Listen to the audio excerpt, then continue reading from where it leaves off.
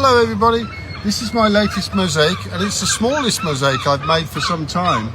Quite simple really, very much indebted to this design by William Morris of seaweed. And what I was really taken with this are these flowers, very much like the flowers in the garden here, which is why I'm in this position, so you can appreciate the similarity between those flowers and those flowers, except they're underwater of course.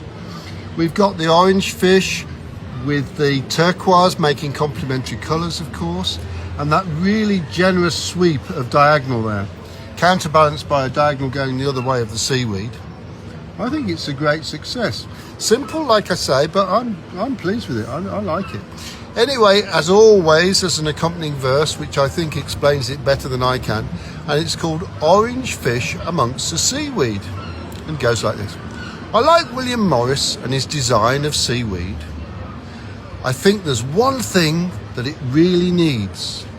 You may find it odd and think it strange, but I prefer it with this fish in orange.